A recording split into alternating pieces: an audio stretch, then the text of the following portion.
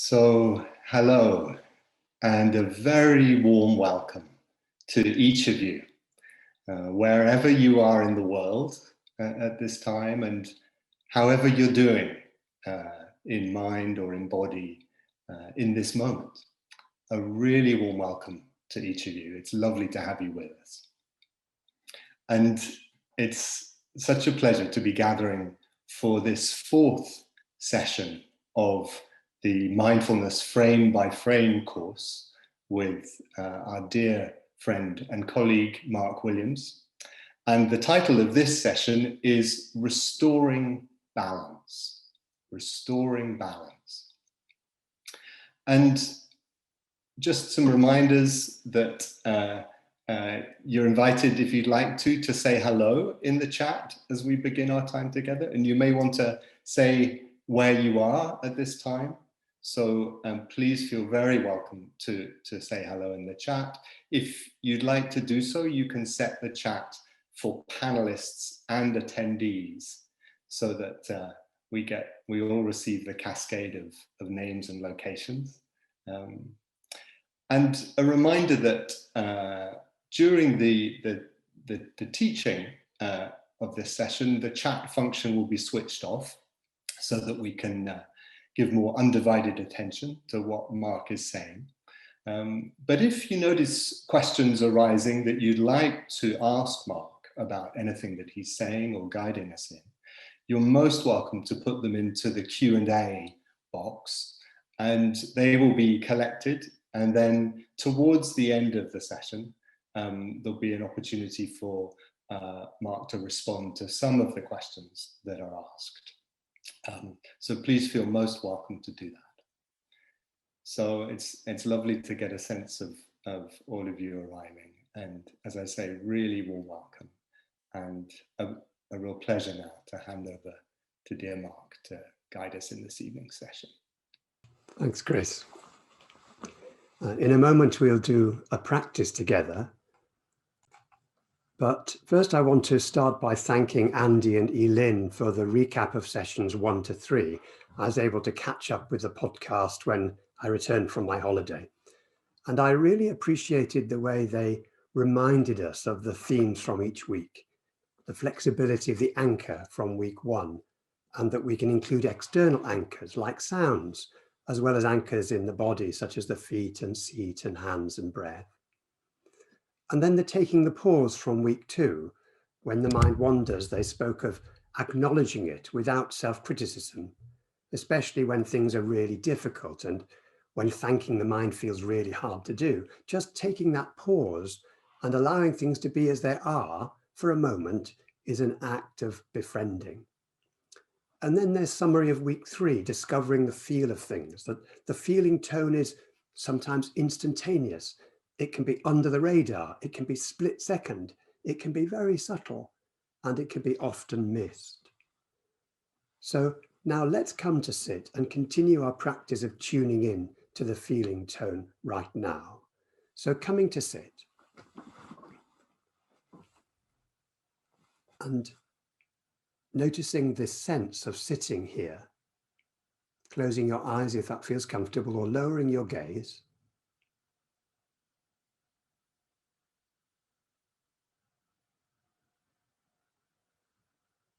And noticing your body sitting here. Maybe scanning the body for a few breaths to come back in touch with the body sitting here, with its echoes of what you've been doing, perhaps.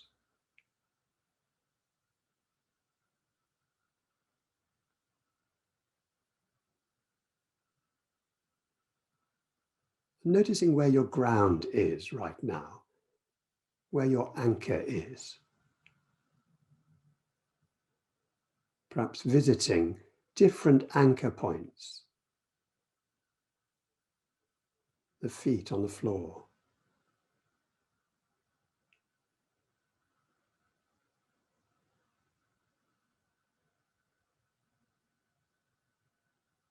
The sense of the body sitting on the chair, the contact with the seat.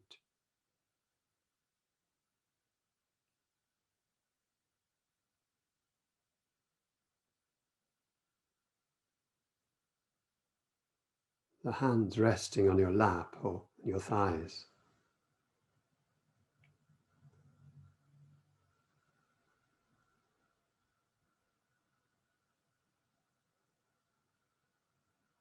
Or sounds around you, from outside or inside.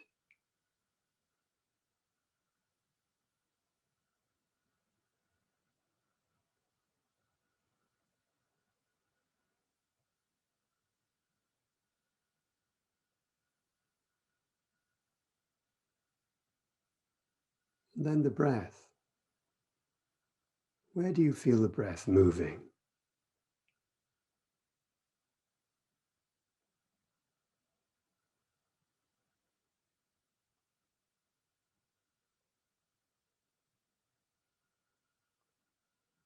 And choosing one place to have as an anchor, or some combination of places that for you feels right, for you feels grounding right now.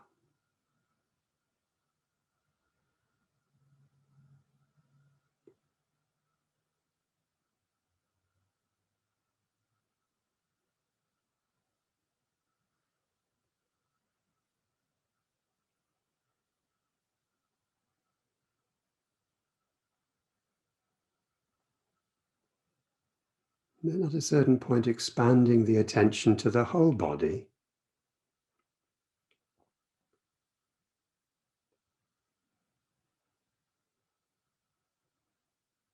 And as you do so, noticing what sensations are most prominent now. And what's their tonality? How do they feel?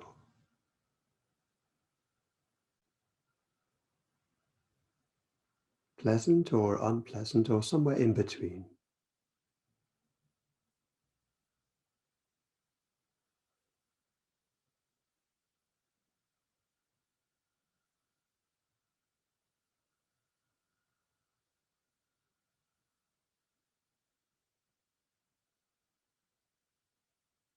Are the sensations changing in any way? And if they do, does the feeling tone change as well?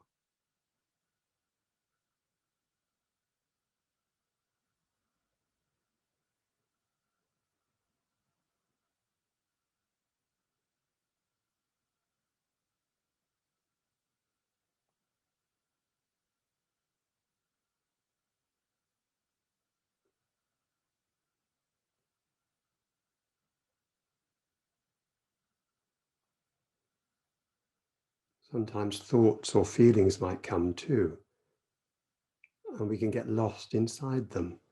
And as soon as we notice this has happened, just taking a pause and saying, so what's the feeling tone of this? If it's a whole thought stream, we could ask the question of the whole thought stream, is this pleasant or unpleasant or somewhere in between?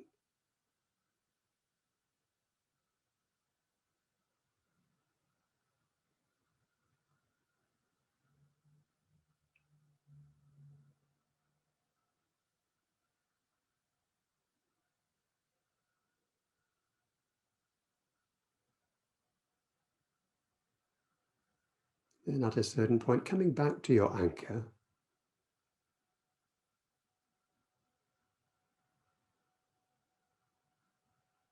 and receiving sensations from your chosen anchor, whatever they are.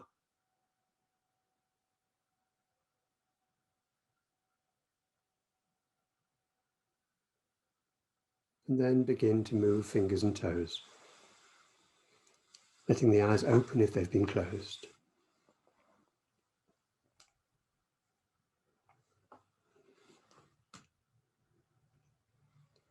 So let's recap where we are.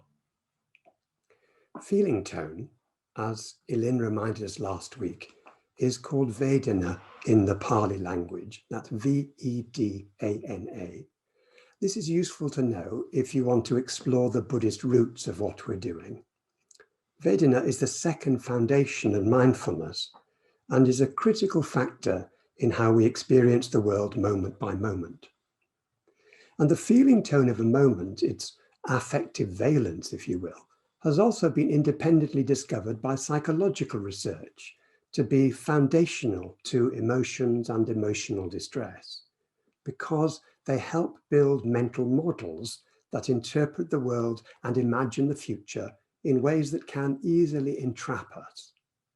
So once again, we see an amazing convergence between ancient wisdom and modern science and practice. And either or both frameworks can help us explore the mind and heart, because what they both suggest is that while feeling tone arises in each moment of contact and is an unavoidable aspect of it, it can be followed by reactions that are unskillful in the very next moment, most commonly, but not always, attachment to pleasant stimuli, aversion to unpleasant stimuli, and tuning out to neutral stimuli. So Vedana, the valence of this moment, how positive or negative it feels, is unavoidable.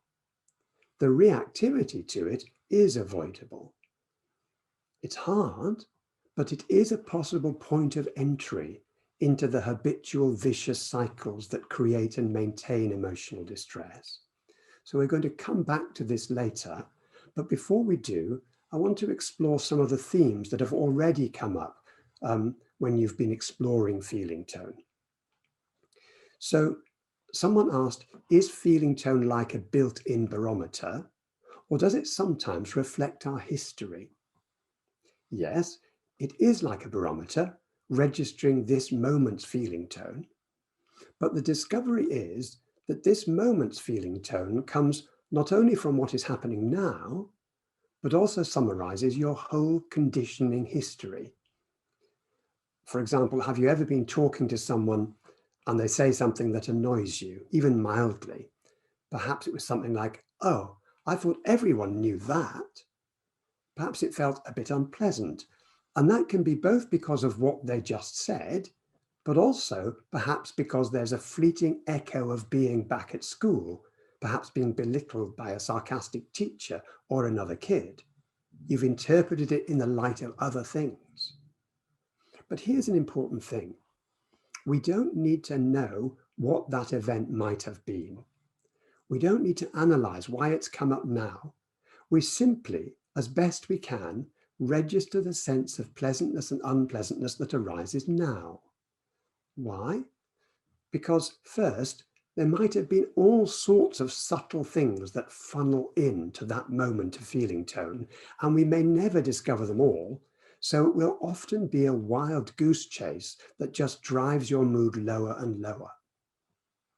Second, it's enough to become aware of the feeling tone of this moment, because it is this moment's tonality that is coloring your interpretation of the next moment, affecting the lens through which you're seeing things. And so this is the moment that will affect the very next moment. It's now that we have a chance to become aware of it and make a choice. This week, some of you may have had a taste of how simply becoming aware of the pleasantness or unpleasantness of a moment and acknowledging it right there and then might have changed your reactions in some way. Someone asked about how feeling tone is related to emotions. So here we aren't noting a feeling tone in the sense of a fully grown emotion, such as sadness or excitement, worry or relaxation, but the simpler sense of positivity or negativity of a moment. The sense of feeling tone is simpler and can come before the full emotion. And that's why we sometimes use the expression going upstream. It's as if we're sitting on the riverbank, noticing thoughts and feelings floating past, and then glancing upstream to where the river is flowing from to catch the first moment of contact. But we don't have to go upstream. Thoughts and emotions, plans and daydreams, once fully formed and floating past us on the stream of consciousness in full view, they also have a feeling tone. They'll also be somewhere on the spectrum of highly unpleasant through mild and neutral to the mild and highly unpleasant. Some asked about the practice. When do you know when not to do the feeling tone practice? And this is a pressing question if you are overwhelmed by grief or sorrow right now, or life is very turbulent. When things are difficult, let yourself off the hook if you need to.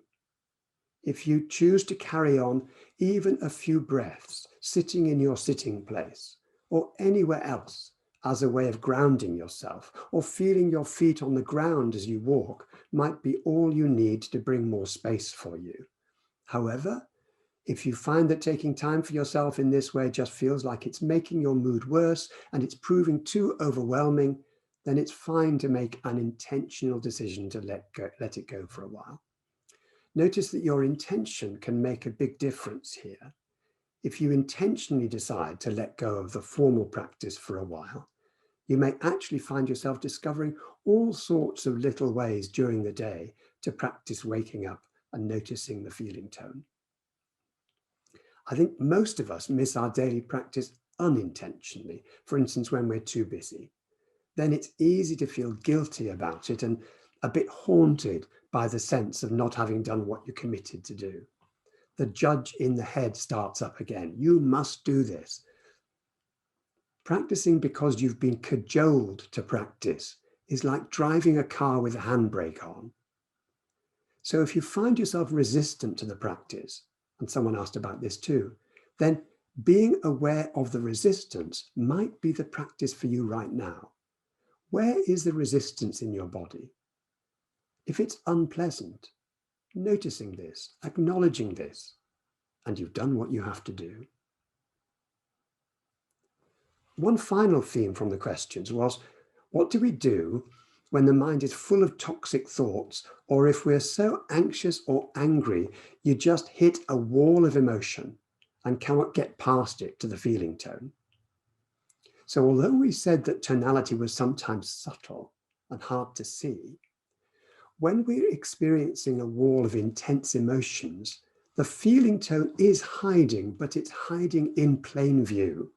It's right in your face. And all we're asked to do at that point is to note the feeling tone of the wall itself as best we can. Then seeing if it's possible at least to allow it to be as it is for now. As Andy and Eileen said, acknowledging the pleasantness and unpleasantness of the emotion, and in this case, the unpleasantness of the wall, for this moment is a gesture of taking care of yourself. So let's now take a breathing space and tune in again to the feeling tone of what's here right now.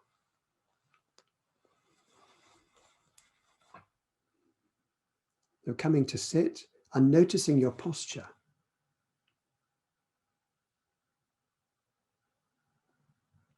And the first step of the breathing space, having stepped out of automatic pilot, is to register the weather pattern in mind and body.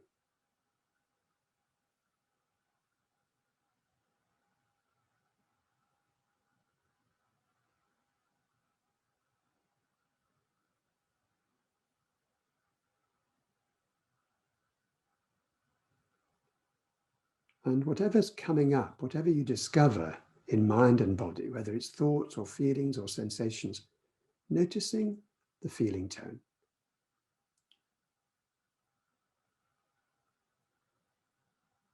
Naming it. Ah, here is unpleasant. This is what unpleasant is like. Or here is a pleasant sensation or thought. This is what a pleasantness is like.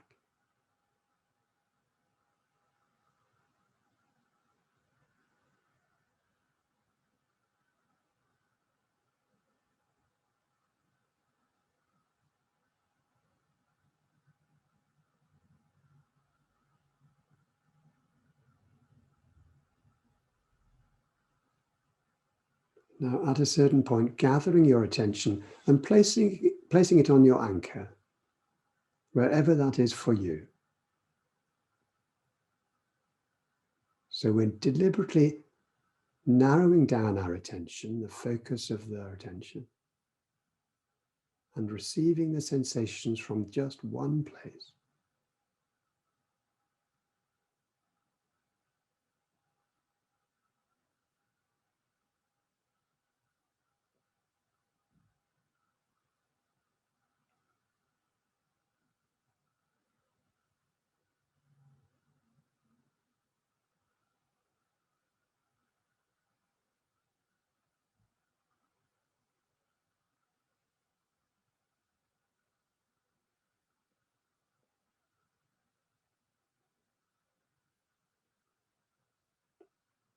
And then the third step of the breathing space, opening to the spaciousness of the whole body.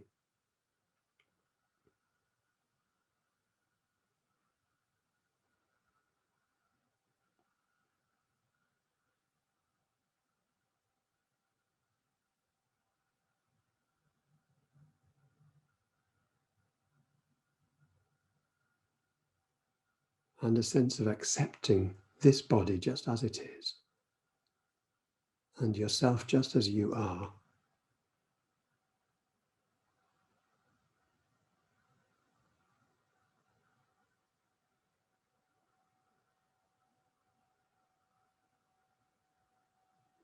And then beginning to move and letting the eyes open if they've been closed.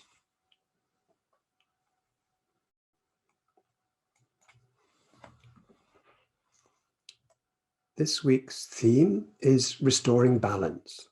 How can feeling tone practice help restore and maintain a sense of stability and balance in the midst of the busyness and chaos of everyday life? And is there anything else we can do? Remember, we said that we needed to really look closely at the tonality because we can't take for granted how it will be. And that's because the feeling tone is not part of the object itself, but always arises from how the object meets your body-mind. It's the coming into contact that gives rise to feeling tone. So to come back to an example we've seen before, a favorite chocolate is normally pleasant, but if it is offered when you are already really, really full, it is unpleasant. Tonality isn't always what we expect. And if over the past couple of weeks you've had time to bring to mind at the end of the day the events of that day, large and small, you may have found that as events came to you, you were surprised by which felt pleasant and which felt unpleasant at that moment. The same is true of our reactions to feeling tone too. They are not always what you expect. So we need to explore these too, frame by frame. So consider pleasantness. Do pleasant feeling tones always lead to a sense of wanting to have more? Actually, you may notice that sometimes we don't trust pleasant feelings, and we may even try to dampen the feeling so as not to be disappointed, or we try to dampen it in others. If you're a parent, you may know what it's like when your child is excited about something. You may really worry that they will be disappointed. And then it's really hard not to say to them, don't get your hopes up. Philip Rice at the University of Leuven uses a questionnaire that asks how you respond when you feel happy, excited, or enthused. See if you recognize any of these. When I feel happy, excited, or enthused, I remind myself these feelings won't last. I think about things that could go wrong. I think my streak of luck is going to end soon. I think I don't deserve this. I think this is too good to be true. Do any of them feel familiar? Their research finds that the tendency to dampen positive feelings in this way isn't very good for us. It's as if we worry so much about being let down by positive mood, we try to get in our disappointment first before it can happen. There is truth in the statement that things don't last, but this was never meant to cut you off from your sources of nourishment. Meditation teacher Martine Batchelor makes a similar point. She asks us to imagine that feeling tone goes from 10 very unpleasant, or rather minus 10, to plus 10 very pleasant. But she says, although most of us notice if something is slightly unpleasant, the minus ones, it takes a plus 5 for us to notice the pleasant. How can we savor each small moment as it is actually happening? And can we do this without attachment on the one hand or dampening on the other? And similarly, when unpleasant things occur, we most often resist them, pushing them away, and this resistance can make things worse. But we know that sometimes we can become attached to negative feelings, nursing our anger, for example. How can we learn to allow the unpleasant without resistance on the one hand or attachment on the other? both of which are in danger of feeding the negativity. And notice how, whether it's resistance or dampening or attachment, both reactions have in common that the mind is getting busy trying to change things. So this week, when we register feeling tone frame by frame, we're going to zoom into the next few frames as well, to practice allowing the feeling tone to be sensed just as it is, and seeing if we can do so without getting busy trying to change it, and see what happens if we can do this. So one way of doing this, if it's pleasant, is after we've acknowledged it, here is pleasant, contact, pleasant, is to say inwardly, it's okay to like this. And if it's unpleasant, after we've acknowledged it, okay, I've seen this, here is unpleasant, then we say inwardly, it's okay not to like this. Let's try this for a minute now, without changing posture, closing your eyes if that feels comfortable, and sensing your body just as it is at this moment, sitting here, and just tuning in what sensations are here. Perhaps focusing on the most prominent sensations. How does it feel? Pleasant or unpleasant? And if there are pleasant sensations, perhaps a sense of relaxation somewhere, acknowledging it, pleasant, then adding, it's okay to like this.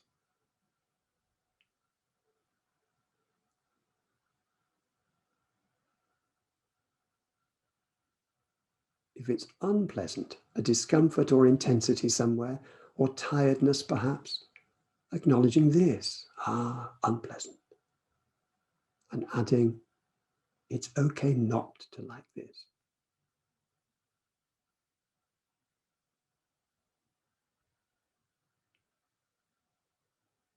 And then opening your eyes. Taking a moment now to reflect on what you noticed.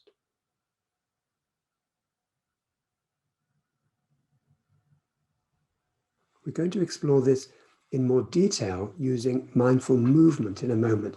But there's something important to say before we do.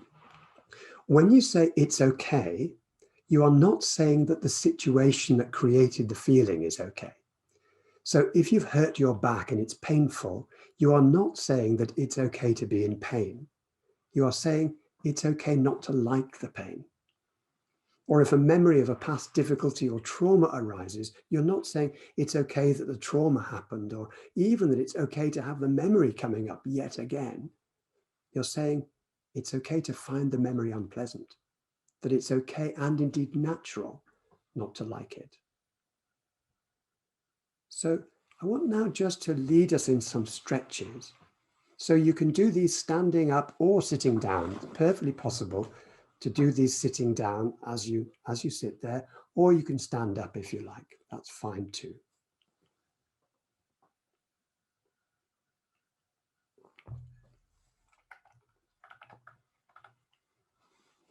So whenever we do any stretches, remember the instructions to look after yourself, not pushing beyond your limits.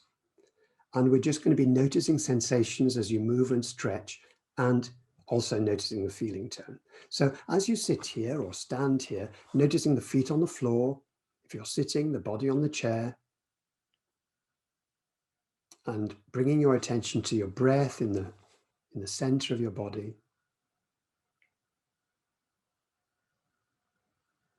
And then when you're ready, beginning to allow the arms to move up from the side of your body so they become parallel with the floor. And then slowly, if it's possible for you, to continue to move and stretch right up until the arms are parallel to each other and the palms are facing each other, doing as much or as little as you can here, not overstretching at all. Now, even in this position, without doing any intense stretching at all, noticing the sensations and noticing if any of them are unpleasant or pleasant. What's the feeling tone?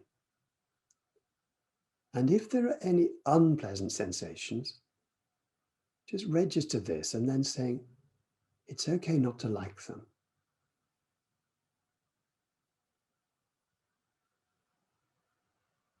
Just exploring this for a moment longer. And then on an out breath, beginning to move the arms down.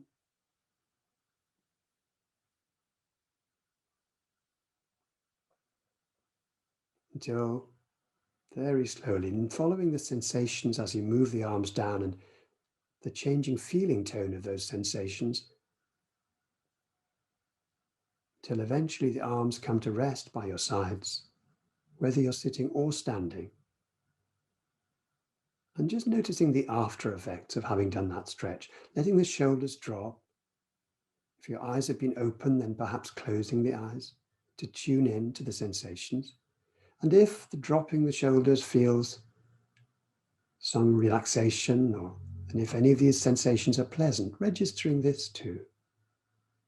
And adding, it's okay to like this. It's okay to like this sensation.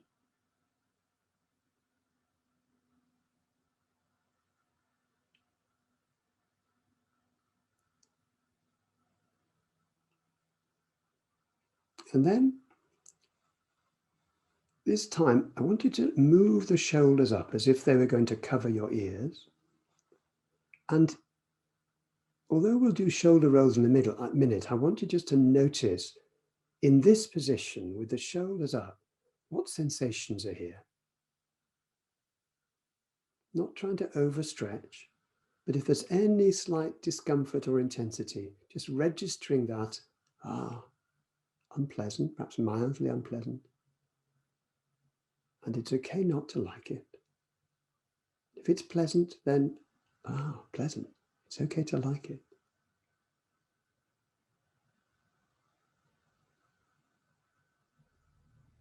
And then to move the shoulders back as if the shoulder blades wanted to touch behind you.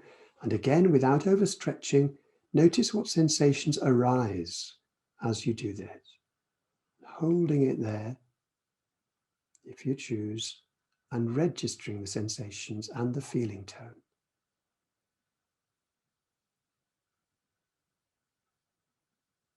It's okay not to like it if it's unpleasant. It's okay to like it if it's pleasant. Now let the shoulders drop. And noticing the sensation now. Perhaps noticing slight movement as you breathe in the shoulders. If there are any sensations here of pleasantness or unpleasantness, registering it and allowing it, it's okay.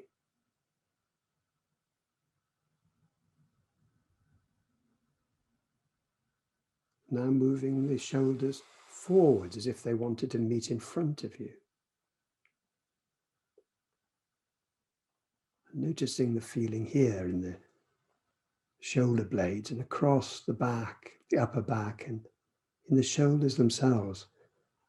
And once again, is it pleasant or unpleasant? If it's unpleasant, it's okay not to like this.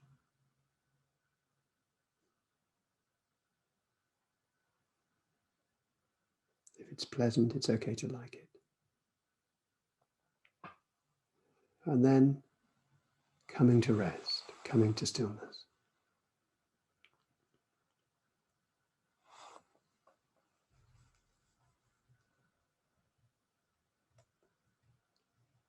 So, spending a moment now reflecting, what, if anything, did I discover from this simple stretching practice? Taking your seat again if you've been standing, and just noticing the after effects of registering feeling tone in the body. And if there are after effects, are they pleasant or unpleasant? And as you were moving just then, what did you discover from it? What discoveries or difficulties did you have? Maybe put one word or phrase in the chat. So the chat's going to be open for a couple of minutes. And if you have any questions, put those in Q&A. But if you're having just reactions to this practice, any discoveries or difficulties with this saying, okay to like it, okay not to like it, that's what we're focused on here. So feel free to put anything in the chat. So somebody said releasing, somebody said awareness, tired, heaviness. Somebody said it's like Tai Chi, yeah. And relief. So quite a lot of relief and peaceful. Somebody noticing tension or more tension. Resistance, good to notice, good to notice. Giving the mind a rest. Reassuring, reluctance, somebody said. Tightness, from tightness to spaciousness. Softening, a letting go. Relaxing, interesting, somebody said that, interesting just to explore it. Realizing the posture, aching or acceptance, discovering, or an exacerbation of a tremor. Difficulty to focus on the exercise, the mind drifting, that's fine, that's good. Well noticed. Difficult to accept something, yeah. Realizing that everything is okay one way or the other. Softening, letting go. Permission, exploring sensations. Less elaboration, that's an interesting observation, isn't it? That we sometimes get less elaboration with this. Softening the judgment. Somebody noticed their busy mind. Happy for noticing the body working. Okay to like. Yes, somebody said they've got a tendency to damp down any joy I feel due to childhood experiences with a parent. Isn't that so? Even parents trying to do their best, try to sort of somehow, they think they're protecting us, I think. And we as parents think we're protecting people when we say, oh, don't get your hopes up. There'll be tears by bedtime. Appreciating movement and following the desire to do an extra stretch at the end. Well done. Yeah, yeah. And health concerns flaring up. This can happen too. Awareness and acceptance that this is the moment. Yeah. Managing your expectations. Yeah. And remember that it's okay not to like is relaxing. Isn't that a curious thing?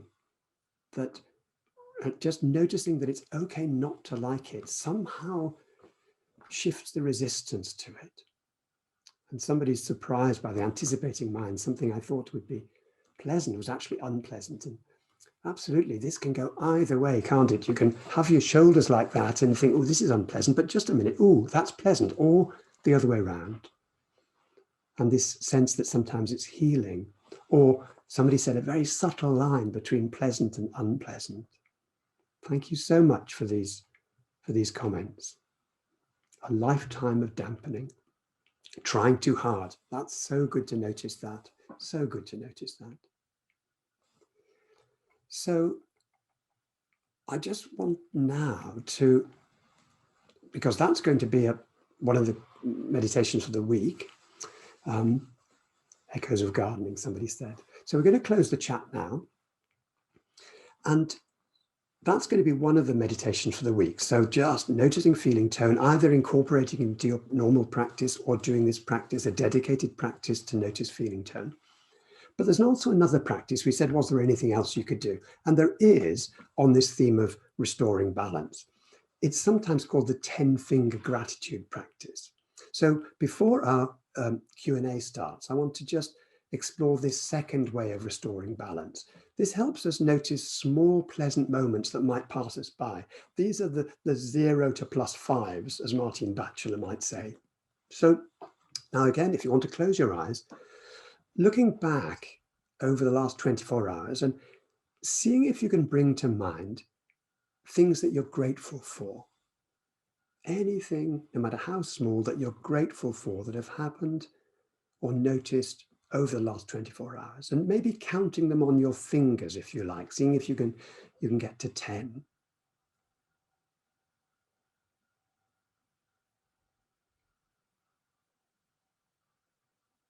If it feels hard to get beyond 4 or 5, don't worry, that's absolutely normal. And when that happens, maybe intentionally bring into awareness the tiny, ordinary things of the day, like running water in the tap, or being able to wash yourself, or the first mouthful of the meal you've had, or first sip of a drink. Or maybe there's been a breeze moving in the trees, or a bird song, or the color of a wall. The tiny things.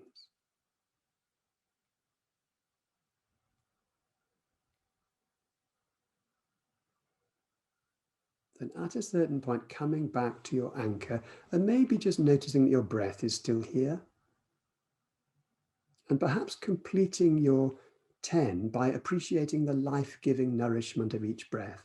Even if it's not your anchor for now, you may just notice in the background the breath is still here. So this breath and this breath, following one on the other.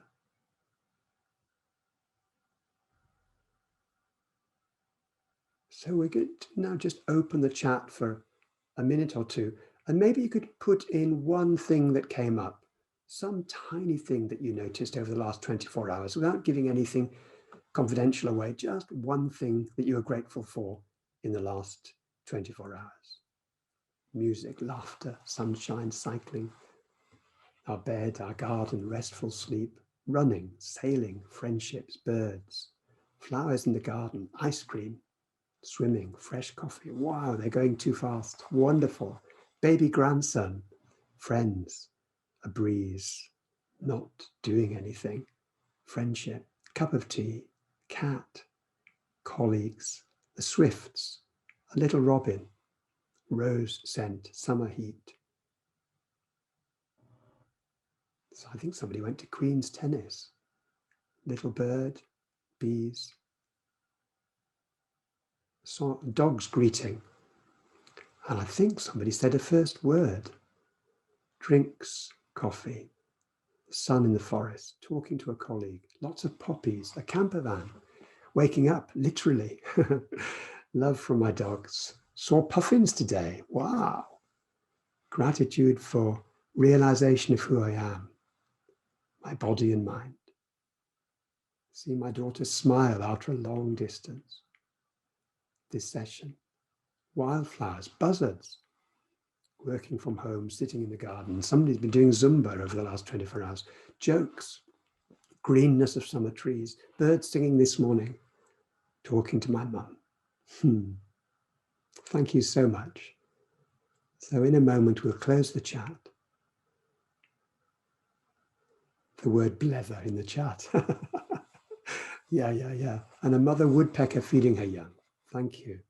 So that'll be another thing you can try this week at the end of each day or any time during the day, just to take a moment to think back over the last 24 hours or since you last did the practice, and just see if you can list on the fingers 10 things you're grateful for, remembering to come to those tiny, tiny little things. I'm reminded when I see friends that can't wash themselves anymore, can't look after themselves anymore, how much I take it for granted that A, I have water in the tap, and B, I can do this complicated and amazing thing, which maybe I won't always be able to do. So these tiny things, just looking for those. And with that, I'm going to hand back to Chris, who's going to summarize some of the questions which have come up today. Over to you, Chris. So helpful, so helpful. And yes, look, some really good questions have come up. One, some of my feeling tones have seemed mixed, both pleasant and unpleasant. Is this possible? It is possible. It's a good question. And it's possible partly because we have multiple channels. We have multiple sensory channels, and we have a mind that works incredibly quickly. So we can flip quickly, and that can give the feelings of different feeling tones coming up at the same time. But also even within one sensory channel, so for example, we can have painful feet, but feel quite relaxed in our shoulders, or hunched shoulders, but relaxed in our feet.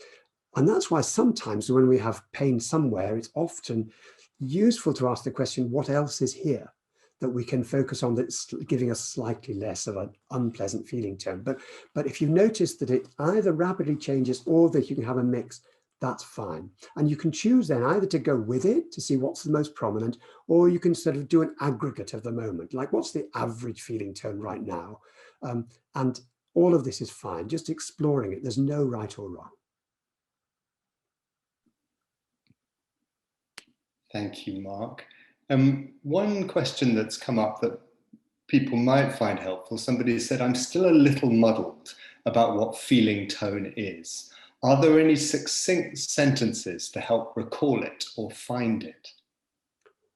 Well, I think trying out different words or even sounds. So the feeling tone, if let's take example, if somebody, I mean, you might remember at school sometimes, especially if a board was being used, a chalkboard is being used, sometimes the teacher missed and the chalk was very squeaky, or their fingers, the nails went down the board. And that sound is almost universally unliked, not liked. It's an unpleasant tonality. Or we gave the example a couple of weeks ago of sour milk. You get the milk out of the fridge, you taste it, and it's sour, and that's unpleasant. And you don't have to sort of think about it. You just know immediately. Or the smell of fresh bread is sometimes very pleasant. You love it. And again, you don't need to know. It's just a feeling in body and mind of, oh yeah, that's nice. I like that. So try out different words, like liking or disliking is fine. Do I like it? Do I dislike it? That works for some.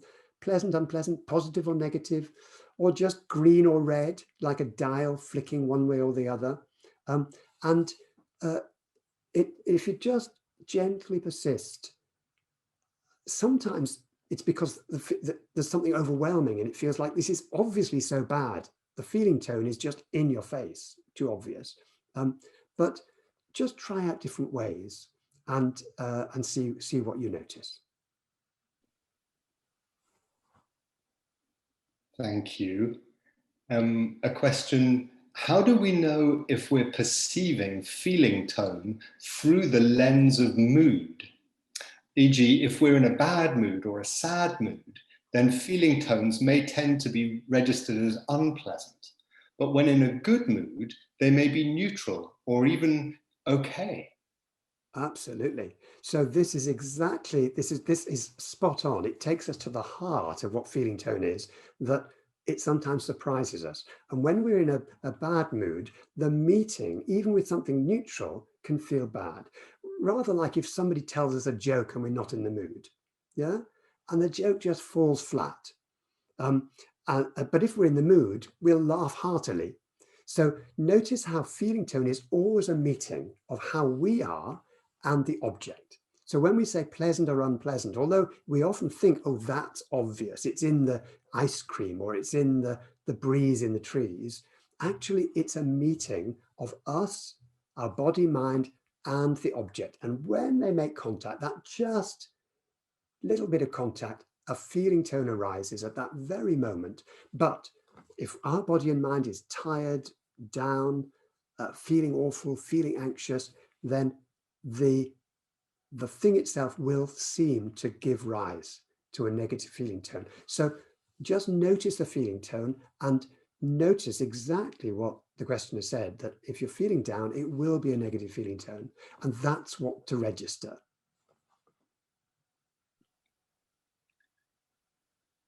Thank you, Mark. A question about neutral feeling tone. Somebody says, I found, especially during times of difficulty, that the many neutral parts of life can sometimes offer a sense of space or perspective or stability. Any comments on working with neutral stimuli? That's a good insight, actually, and it's an insight that Martine Batchelor explores in some of her work. So she says that the zero is actually a place of rest, especially if you've had some negativity. So actually zero can be a place of equanimity. Now, some scholars say, oh no, because that means it's tipped into positive. At that moment, the rest has become +1 or +2. But she says, well, why bother to get into the semantics of it? Actually, the neutral can be quite a relief. And if that then feels positive and it tips into the positive, then let's not worry about it. There's a sense in which, there's a sense of balance here. So when we say that neutral can lead to a sort of tuning out, that's the neutral that we're not aware of that can create boredom. But the neutral that we're aware of makes all the difference. Suddenly, we are mindful of the relative neutrality and it becomes a place of rest. It's only when we're unaware of neutrality and then we might think, oh, give me something more interesting, please. So great thing to explore. Thank you. So a question about pain. Mark mentioned that if you've hurt your back, you're not saying it's okay to be in pain, just that it's okay not to like it. I experience chronic, mostly mild pain most of the time. And I'm wondering, if the pain is long-term and unresolvable, is it okay to say to yourself that it's okay to be in pain? Or is this an unhelpful thing to do?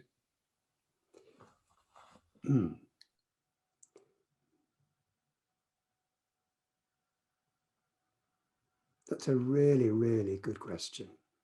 If you're chronic and in pain, is it okay to say it's okay that you? Well, I would think that it's very much up to you to explore. That if you find it helpful to know that the pain is not going to instantly go away because somebody's going to find a cure next week, that at least can have some element of freedom in it, because it lets go of the frustrative search, the search on the internet and the search and the urgency of the search, so that there's a sort of sense in which saying, this is with me. And if you've got a chronic condition, there's something about letting go of the urge to make it better that can be releasing and freeing. And that, I think, is up to the individual to explore. But here we're talking about the sense of how the feeling tone, when it gets in on the act and you're not aware of it, the unpleasantness of the pain can mask the slight up and down that happens even with chronic pain. That there's a region of intensity, a period of intensity, and then it gets slightly less intense, then it goes up and down. But what the mental model building in the mind does is capture the most intense. It captures the peaks.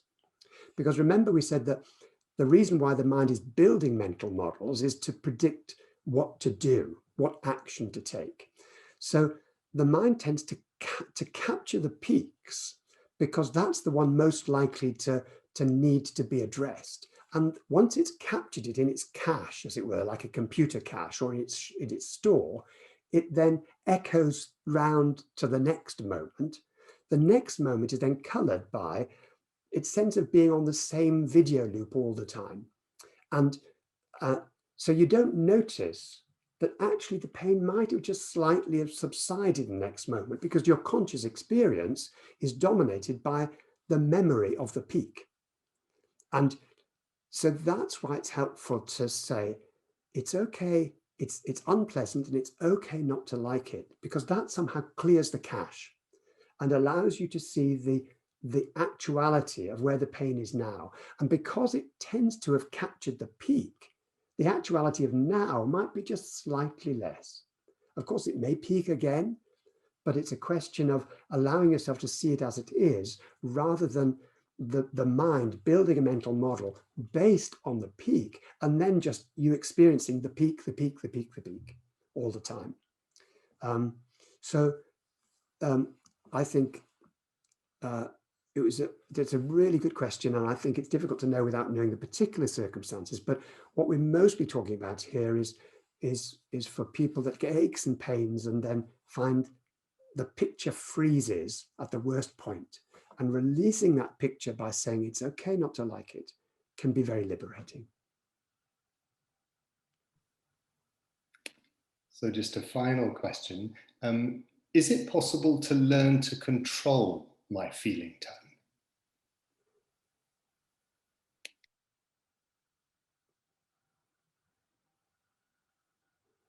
the feeling tone happens automatically as a result of this meeting of objects with the body-mind. And in that instant, it happens automatically and there's no control at all. So we would be on a wild goose chase to try to control that. However, the reaction to that feeling tone will create a cascade or not. If we don't acknowledge the feeling tone, it very often creates a cascade. If we're aware of the feeling tone, the pain or the frustration or the anger can just go poof like that. And you can be really surprised. Where did that go? And then you've controlled the feeling tone in the sense that the next moment, the sort of downstream effects have been changed. And the feeling tone of that can be almost a smile on your face rather than the gritting your teeth that you would have normally been in. Thank you, Mark. So I think this is the moment just to ask you about home practice for the coming week. Okay, so feel free to use those standing stretches if you wish. They're the same that you use in the standing yoga exercises in MBSR, MBCT, and just add this, noticing the feeling tone of the sensations created by the stretching. Also, any thoughts or emotions, register their feeling tone and add, it's okay to like this, or it's okay not to like this, and see what happens. Remember, we're not saying it's okay not to like this in order to help you stretch some more. It's not about overstretching. This is about doing the normal stretching and then seeing the feeling tone on that. Then maybe on alternate days, you could use walking meditation. Again, focusing on the feet.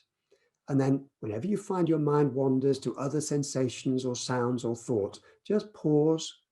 And at that moment, register their feeling tone and then add, it's okay to like this if it's pleasant, or it's okay not to like this if it's unpleasant.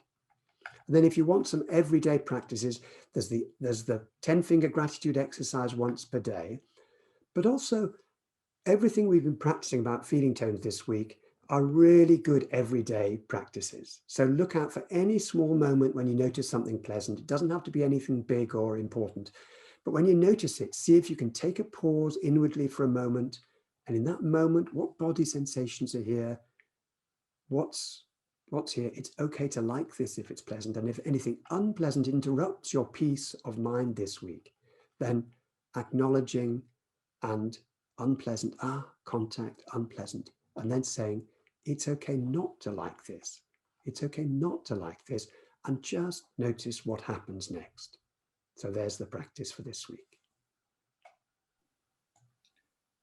Thank you so much, Mark, for your teaching today, which we much appreciate, much appreciate. And thank you to everyone for being on this call and for being with us as we explore these practices together and these reflections together. Thank you for your questions. And just to say that if your question wasn't asked this evening, you can be assured that Mark will see all the questions that have been submitted today, and they may well feed into future sessions and future teaching. A reminder that you can listen to and listen again to the recordings of each of these sessions. If you go to YouTube and just search for Mark Williams, Mindfulness Frame by Frame, you'll be able to find the recordings that are there. So just to say thank you again, and really to wish each of you well at this time. And yes, as you're doing, you might like to put in a message or to say goodbye in your own language in the chat. And please know that all of us who are supporting these sessions really send each of you our very warmest wishes and appreciation. Yeah, thank you. Bye-bye.